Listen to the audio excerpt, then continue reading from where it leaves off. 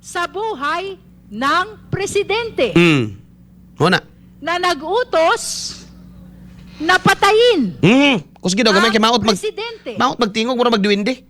Siya ba itong uhaw sa karahasan na nakuha pang magsalita tungkol sa pagpugot ng ulo ng presidente?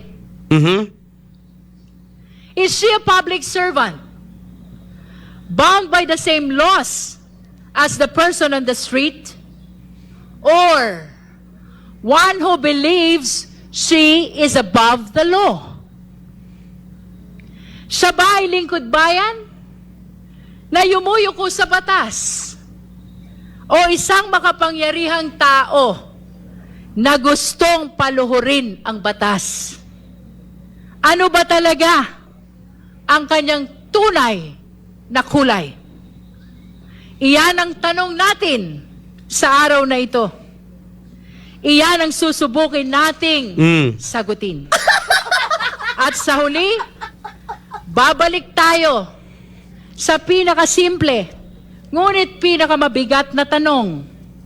Sa prosesong ito, sa gitna ng mga paratang laban sa vice-presidente at sa gitna ng mga ebidensya, karapat-dapat ba siya sa posisyon niya? Is she still fit in her position as Vice President of the country? Nakaplano mo puli? Gaya ng lagi nating sinasabi, wala tayong papanigan, Mo? kundi ang katotohanan. Saan man tayo dali ng ebidensya, doon tayo susunod. Gaano man ito kalayo, gaano man ito kahirap, doon tayo pupunta. Okay na. XFM Katropa. Ingon siya bagay gala nga, unsa man ni siya? Si Bibi Sara, under ba ni sa tong balaod o gusto niyang paludhon ng atong balaod? Ngano nakaingon man si Luis Ruana? Gumikan lang ba kay wala gatambong mga igala ang Vice Presidente sa ilang hearing? So nga akong pangutana, ang Committee on Justice ba maoy sum and summit of all the law in the Philippines?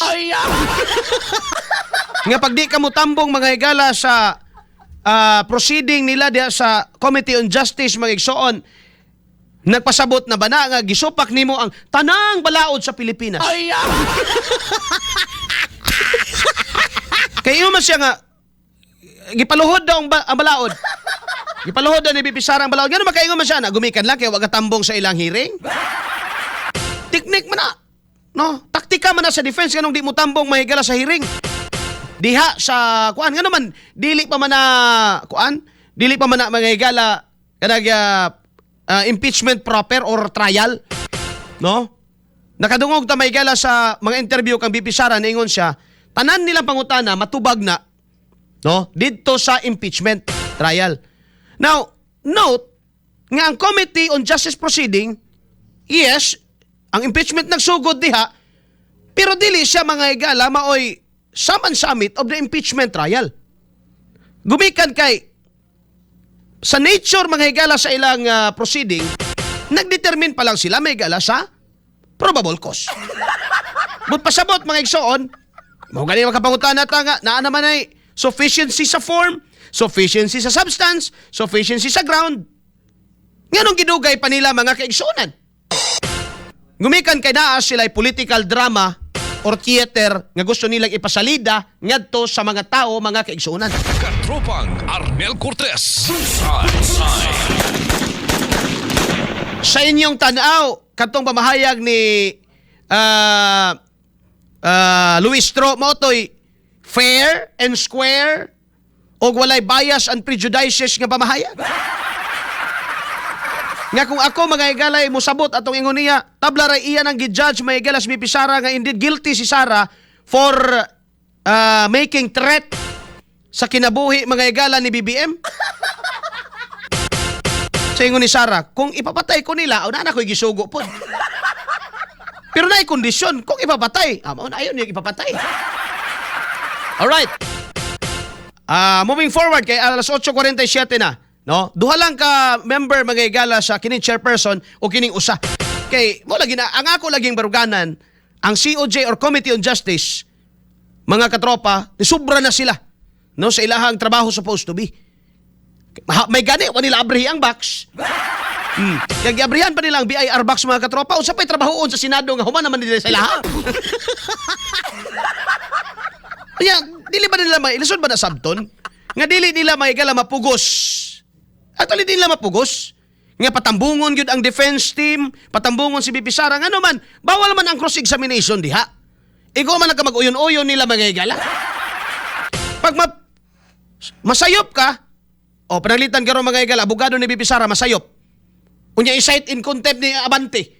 Musugot ka na. Grabing kahago ni mo maigala, grabing antos ni mo magkahuman kag luskol. Mupasar ka. Nya nagpractice ka mga higala, giampingan ni mo, grabe ni mo kuan, expertise ni mo sa balaod. And then i-cite in contempt ka ni Abante Mason. Unya pag mo cross-examine ka di katugtan kay bawal ka mo cross-examine diri di man ka membro. Kay ultimo mga higala si Marcoleta sa Sagip Party List. Dili man gani siya mahigala makahimo og objection. No? Dili wala man. Only a manifestation. So, ang tanan diya, tama gina ingon ni Luistro, hawak niya talaga ang bit. Hawak niya talaga ang bit. Alright. Dinita mga katropa sa pamahayag ni Boy Dila Abante. Sige. Ako, di ko moingon di man gidi, wa man gidi ma-congressman siya, nga naman, pildi man eh. Kaya kuha niya, gipetisyonan itong iyang kalaban, may gala, di man kalingkod ni. Kanya karon murag mao ni magbuot sa Pilipinas ay hinampa. Sige, ga palihog. XFM Katropa.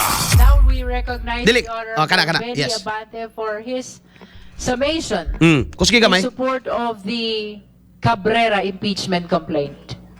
Salamat po, Madam Chair. Mga kagalang-galang na kasama ko sa Kongreso, higit sa lahat, sa ating mga kababayan na ngayon po ay nagtsatsaga magbantay at manood. Bilang endorser na ika-4 na impeachment complaint, ay gusto ko pong sabihin ang mga bagay na ito. Ako ngayon ay nandirito hindi lamang bilang inyong kinatawan, Tumo? Umilabot di ba? kundi bilang isang lingkod ng Diyos na naniniwala na ang katotohanan ay hindi kailanman mabibilanggo ng anino ng confidentiality. Ang impeachment na ito ay hindi laban sa politika. No? Ito ay laban sa pagtataksil sa tiwala ng sambayanan. Ang Vice-Presidente Kani. ay hindi nagkasala sa komiting ito. Aha. Siya ay nagkasala sa taong bayan. Tama na. XFM. Nababatay angay madungog mga higala, are they determining probable cause or they're already giving verdict mga higala sa Vice Presidente? Diba? Nababatay angay madungog, wala na.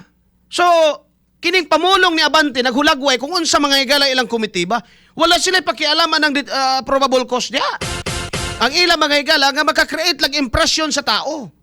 Magka-create lang mga higala og para mausab lang dagan survey ba? Matod pa ni Abante mga igsoon, hindi nagkasala si BP Sara sa komiting ito. Nagkasala siya sa tao. Anaks kagang laki sa akong pagkahibawa pa may impeachment trial na sugdan. Wa pa magani na sigurado mulahos bagid na tinuod may gala kay moagi pa man nag-plenary debate. Nga nung maingon naman si Abante may gala nga nakasala naman di ay. So wadon ta na lang ginaingon may gala nga guilty beyond reasonable doubt or kanang presumption of innocence may gala sa nang proceeding na to. Kay basta si Abante mo endorso may gala magkasala gyud ka. Abi ko wag obispo kunuhay ni siya may gala. Judge di ni siya. Unsa pay ato may galang paminahon o tuuhan may gala ning Committee on Injustice nila.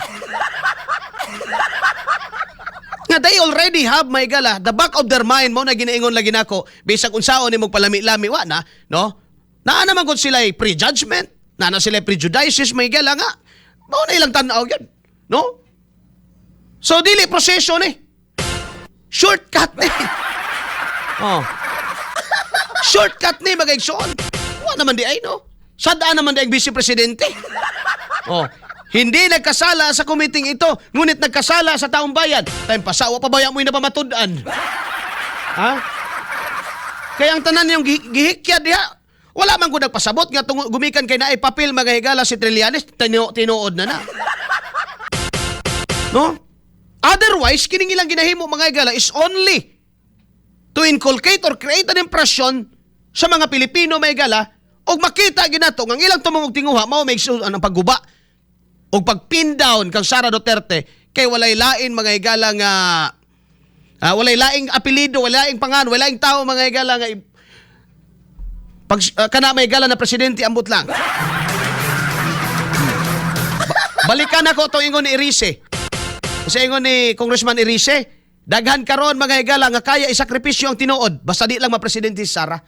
Many are afraid of the Sara o VP Sara presidency o the Sara Duterte presidency. Nga naman, kaya nilang isakripisyo mga higala bisan ang tinuod. Basta lang di lang mapresidente may higala Sara. Ngano kaha mga igsuon? Nga sa atong kabahin nga watay illegal nga gibuhat. Okay raman sa tuwa. No? Pero sa ilang nganong di man gid nila pwede may higala mapalusot na. Alam mo na yan. Bullseye! Bullseye! Oh.